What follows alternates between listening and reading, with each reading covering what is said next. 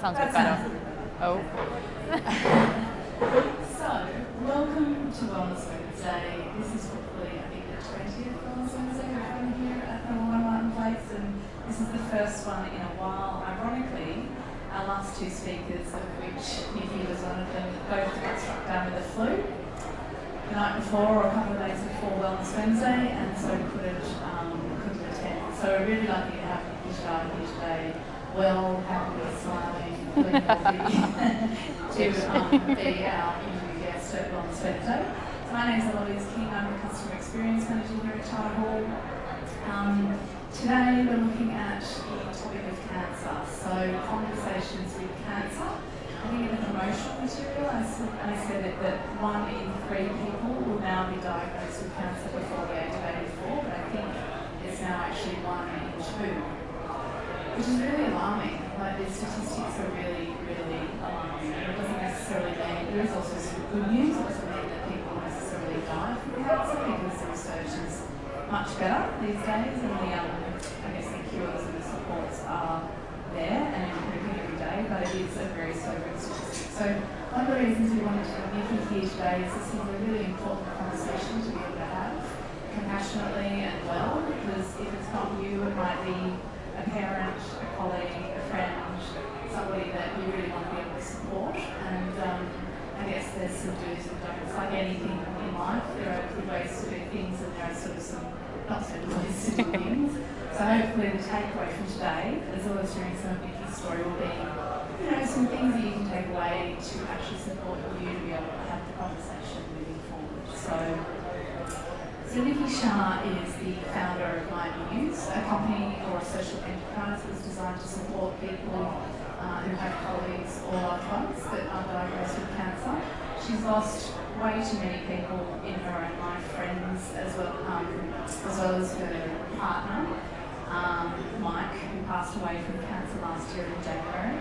And as a result, was inspired to really kind of create MyMuse and do something about it because, I guess, as I said before, there are some do's and don'ts and we're going to share them with us today. And before we get into, I guess, the guts of the conversation, I just wanted to share some more of those statistics. So these are all provided by the Cancer Council of Australia. I mentioned they're quite sobering, so brace yourself. So 1 in 2 Australian men and women will now be diagnosed with cancer by the age of 85. An estimated 145,000 new cases of cancer will be diagnosed in Australia this year, with that number set to rise to 150,000 by 2020. Cancer is the leading cause of death in Australia, with almost 50,000 deaths from cancer estimated in 2019. Stay with me, it does get better. In 2014, cancer was the second most common cause of death in Australia and accounted for about 3 in 10 deaths. Around 25,000 more people die each year from cancer compared to 1982, but this is mainly due to the ageing population. And the most common cancers in Australia, excluding non-melanoma skin cancers, are prostate, breast, bowel, melanoma, lung cancer. Can you guys hear? Yeah. I'm struggling to hear. On the positive, the death rate, so the number of deaths per 100,000 people, has fallen by more than 24%. So we're getting better at dealing with cancer when it does pop up. And in the 1980s, the cancer survival rate was less than 50%. Today, almost 7 in 10 Australians will survive for at least 5 years after a cancer diagnosis. So there's still and some cancers the survival is as high as 90%. So we are getting better. But I'm about to go into some interview questions, so why don't we just give Nikki a warm round of applause to kick things off. Thanks, guys. So, starting with we've shared a couple of positive statistics off the back of those really heavy ones, but I'm wondering whether you can talk to us about this picture. I know you've just got back from a rally and had a lot of fun. Many people are aware of the Shitbox rally that's been going for a number of years, but this is a slightly different rally. Do you want to just talk to us about, I guess, what that rally is all about, what the outcomes are, and also, I guess, that sense of community that exists out there now around the Yeah, so sure. This is the Mystery Box Rally. I actually just came back the end of last week from completing my second one. The Mystery Box Rally and the Ship Box Rally raise money for Cancer Council research, and over 10 years we've managed to raise 23 million, which is pretty awesome. So the rally that I just took part in, we raised $1 million, or just over $1 million. And the reason that I decided to take part was my partner really wanted to do this rally, and just before he got diagnosed, he found out about it, and unfortunately it was something that he could never do. My very good friend called me last year, she lives in Melbourne, and just went, shall we do it? And the whole part of it is, you're probably wondering why I've got a car that looks pretty hideous there. You have to have a car that's 25 years or older, and it can only be a two-wheel drive. And you get given the start point and the finish point, which last year was Mildura and this year was Byron, and you don't know where you go for 5 days. So you drive in the Australian outback, just less than 3,000 k's over 5 days, and mainly on unsealed roads. It's pretty full on, and I'm still recovering from the drive last week. So there's myself and my co-driver that drove, and the name of the car was Team Bing Bong. Don't know if any of you have watched Inside Out, but Mike's nickname was Bing Bong. So he's now my imaginary friend, and so he was with us on the rally. So there was a little stuffed toy Bing Bong that was attached to the roof rack the whole time, and the nickname of the car was Libby. So it's a great thing that the community is just fantastic. There's 160 cars that took part this year, so that's over 320 people, and most people are doing it because they've had some connection with cancer, and they're doing it in memory of somebody, or they're doing it. For example, there were two brothers that were doing it because their dad passed away from cancer, and they were doing it in their dad's car. And it's just beautiful. You all pitch in together, you all help each other put your tents up each day, and when the cars break down, which they do a lot, you're on the side of the road fixing them. I found out that when a fan belt snaps, you can actually use 4 cable ties to fix it together. Didn't know that before. Great life skill to know about to have. So, nice sense of community, a lot of people doing it for different reasons, but obviously cancer is something that affects people deeply when somebody you love goes through that. You've mentioned Mike, we talked about it a little bit before, but can you tell us a little bit about what that journey was like for you, losing a number of friends, including Mike, your partner? Yeah, so I think before about 5 years ago, I had family members or friends' parents that had passed away from cancer, but when it came to somebody that was the same age as me or younger than me, it really hit home. It was so hard to deal with, and I can still remember the day I got the phone call from Mike telling me that he had cancer, and then the journey that we went on together of every hospital appointment, every chemo appointment. But a week after he got diagnosed, one of my extremely good friends at the age of 26 got diagnosed with testicular cancer.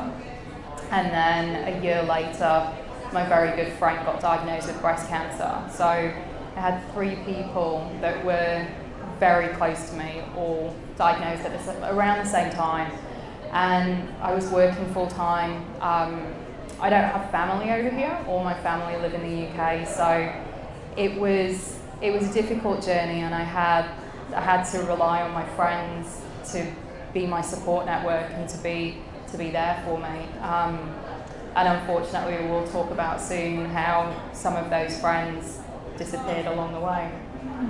I know that, some people handled it really well, some people not so well. What were some of the worst things people did in the face of the announcement that you had cancer? In terms of, and obviously people are not necessarily trying to be assholes, like most people would at their core, but from somebody who was receiving, beyond receiving it, there's some of the words, the actions. What were some of the worst things that people could do or did during that time?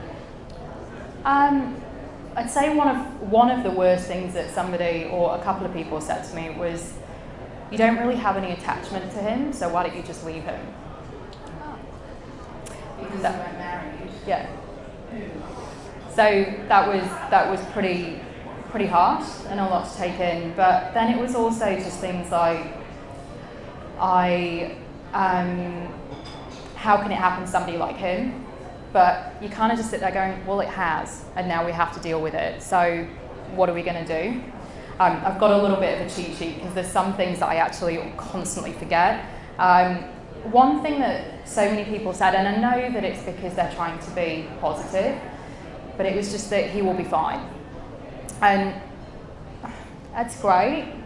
And it's great probably if you've got the flu, but when you've got cancer, hopefully he is going to be fine, or hopefully the person is going to be fine, but you're gonna go through this super long journey before that's even going to be something that you can even consider. So is it sort of this discomfort or this that leads to the need to reach for something positive to say, and that ends up being it's going to be fine? Yeah, unfortunately, cancer's it's a difficult conversation, and a lot of people, as soon as they even hear the word cancer, don't want to acknowledge it, or it comes with the Hollywood stigma. I'm sure we've all watched movies where the person's got cancer and they lose their hair and they've got their head down the toilet bowl, and sometimes they die, and people don't want to think about that. And so positivity is something that we're kind of trained to do now, and to remain positive. I kept on being told that just stay positive, and I'd want to strangle people sometimes when they said that to me. I really would, because I'm like, well, what do you think I'm trying to do? Like, do you think I'm trying to think of the worst thing ever? No, but it's the people find the conversation really hard to talk about, and I now do this on a daily basis, and I talk about cancer on a daily basis, and I've got to the point where I am comfortable talking about it. But even when I talk to people that are going through it, it's just like, oh, do I say anything? Because I'm going to make people feel uncomfortable. If I say that I've got cancer, it's going to make people feel uncomfortable. Why?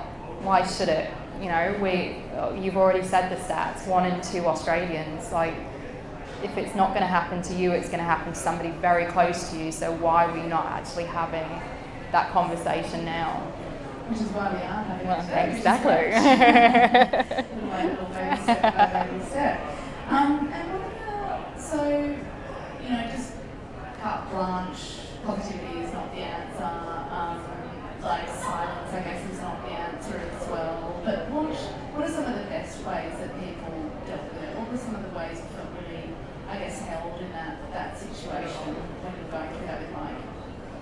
One of the really good things was people just acknowledging that he had cancer, and then saying, I don't know what to do or say, but I want to be there for you. But the only one thing is that you don't want to have too many open-ended questions when people are going through things like this. You don't want to...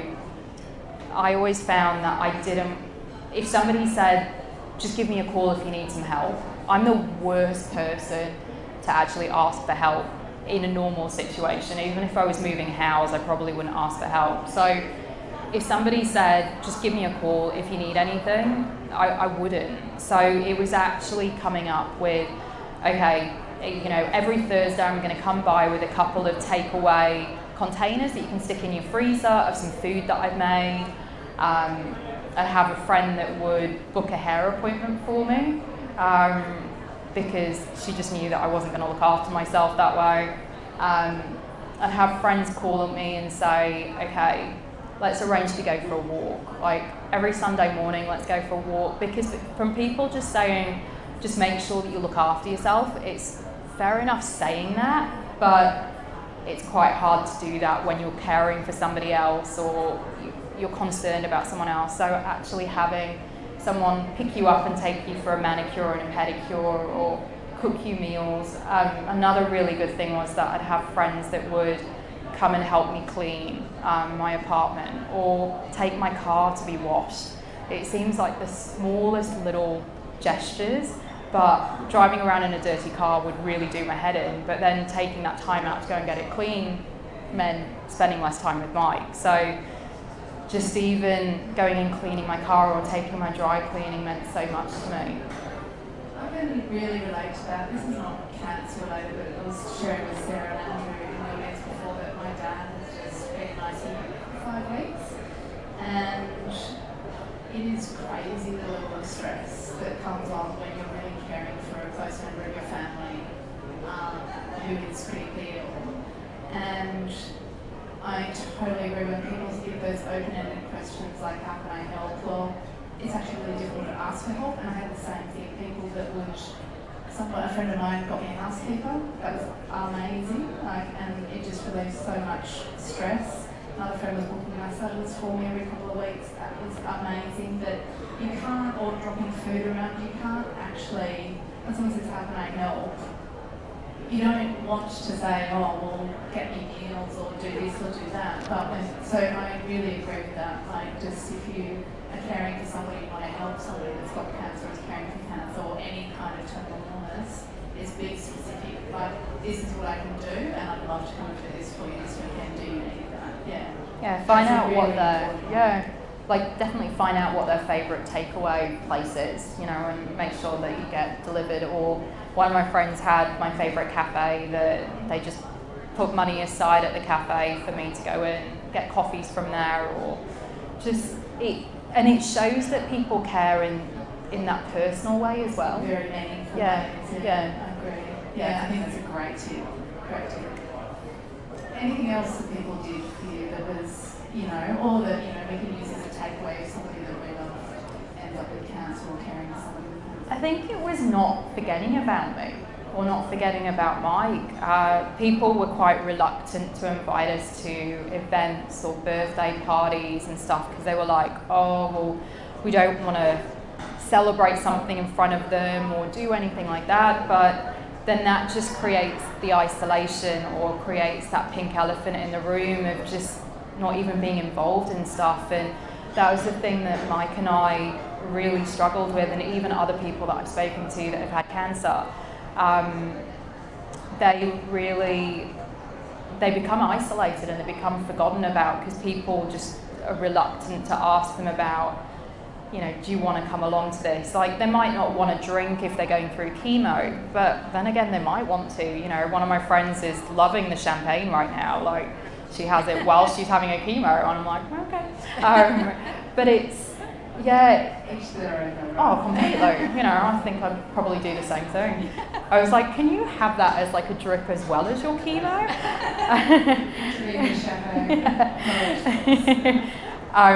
But it is really just, inviting people to things, and also treatments are very different for people that are going through cancer now, and a lot of people have very different treatments. Some people actually might have 10 minutes of radiation therapy in the morning and then be at work on their desk, you know, by the afternoon. So understanding somebody's cancer treatment as well can be really important, and asking those questions, because it might be that, you know, they need somebody to take them to the hospital or things like that. And so it was people actually understanding the treatment that Mike was going through and asking the questions to us, which so many people didn't. And having those open conversations, having those conversations with your friends or your family or your colleagues, and actually talking to them is so important. Absolutely, and it comes back to that silence piece being, you know, people will make up what you don't say. So even if you ring and say, I actually don't know whether it's a good thing to invite you to this stuff, but I do like people know that they're thinking about you, and knowing that there's a really good chance that they're not going to be able to get there, but it's still that point of connection, isn't it, taking them out of isolation. Yeah, and I think there was a wedding that Mike and I couldn't attend because he was actually really sick during that time, but a couple of his friends just recorded a video with all our friends around and just, you know, like, hey, we're thinking about you, and like, you know, blah, blah, blah, and sent it to us. And that was really such a lovely thing that people did, and it made us feel part of it. rather than just being excluded out of it altogether. So yeah, the isolation was really hard. I felt the isolation was really difficult at work. That's where I really struggled, and people didn't know what to say at work and just ignored me a lot. Yeah, very difficult. So the time is 26 minutes past. Okay. These are short, sharp power sessions, so we don't have a huge amount of time. But I might just break there for a minute, given that we've only got 4 minutes. Are there any specific questions about either, what the role of carer is like for somebody going through cancer, or, anything else related to today's topic for Nikki? I guess from your experience as well with your partner, are there any questions which he would say to you that are really people are asking him, or That really what, sorry? like, are there any questions that people ask him specifically that might have been upsetting to him or annoying as well, like as the person actually going through it rather than the support person? For Mike himself, not really. He was quite an open book. It is very different for each person as to how they feel about answering particular questions. But if somebody asked him something that he wasn't overly keen on asking, he'd probably just go, "Dude, stop being so nosy," type thing. But he was willing to answer anything. I think he actually, the thing that upset him more was that people didn't ask him questions. So people wouldn't ask him about the types of surgery that he was having, or if he was in pain, or just they were just too uncomfortable to ask any of the questions. So again, that message around it's better to say something than nothing. Even if you think you're going to offend somebody, better to speak up and ask the question. Yeah. Any other questions from anybody? No?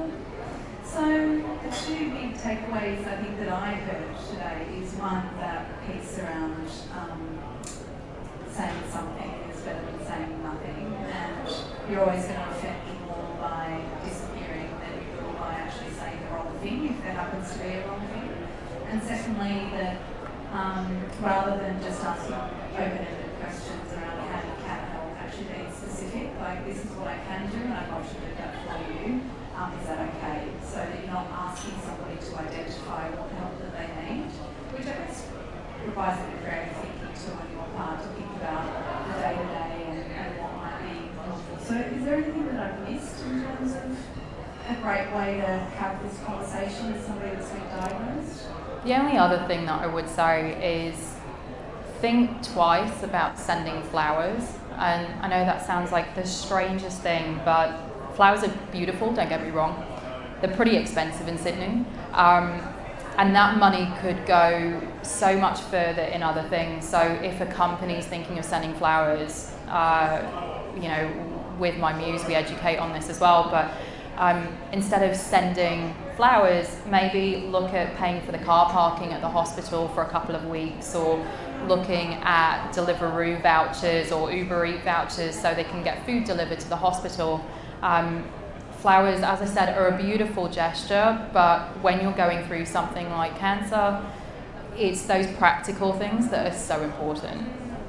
Yeah, or any other technologies. It's exactly the same experience that I've been having as well. So, just before we finish up, I know you do actually go into organisations and talk to people, companies, if they've had a team member that's been diagnosed with cancer and they're just not sure how to deal with it. Just want to tell us a little bit about My Muse and where people can find you if they're interested, or if they want to tell their managers where to find you.